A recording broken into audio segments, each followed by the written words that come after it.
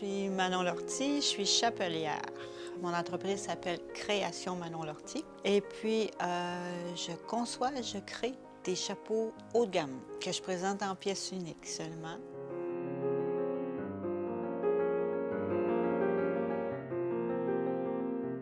D'abord, si je suis devenue chapelière, c'est vraiment une super de belle histoire, là. J'ai fait un commerce avant. Puis on m'a demandé de m'occuper d'une petite fille qui était en phase terminale de cancer. Et puis la petite Karine, elle avait plus de cheveux à cause des traitements de chimio. Puis j'ai fait une aquarelle sur sa tête.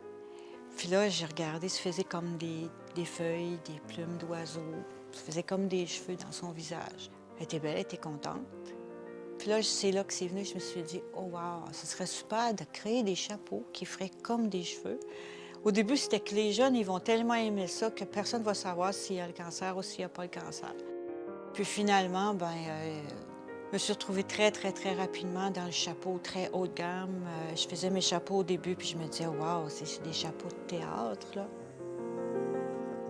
J'ai eu énormément de reconnaissance. Dès la première fois que j'ai mis un chapeau en boutique, tout de suite, il est arrivé une recherchiste pour Radio-Canada. On m'a offert de faire une émission qui s'appelait Le Monde de Clémence. Je peux dire que c'est cette émission-là qui a fait que j'ai commencé à être capable de dire que j'étais un artiste. Parce que c'est pas facile. On peut dire qu'on est avocat quand on sort du barreau, qu'on est médecin quand on a fait médecine, mais quand même tu aurais fait les beaux-arts, tu peux pas dire que tu es un artiste.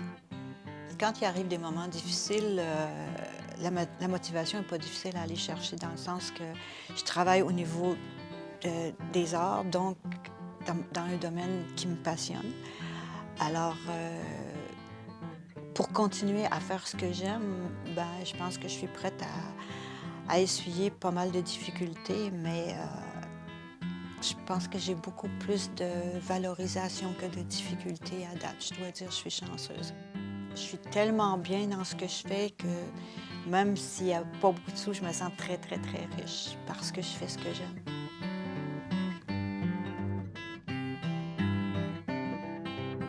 Je pense que le plus grand conseil qu'on peut donner à quelqu'un qui part en affaires, d'abord, c'est de partir dans quelque chose en quoi il croit.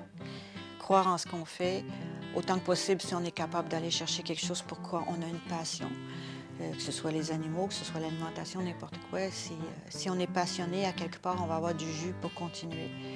Une ouverture au conseil, ouverture aux différentes personnes qui peuvent t'aider aussi, puis aller voir ce qui se fait déjà dans notre domaine. Puis moi, je dirais dépasser ce qui se fait déjà. La créativité, l'originalité, être différent, se différencier des autres. C'est vraiment d'aller chercher quelque chose, une idée innovatrice. Très important.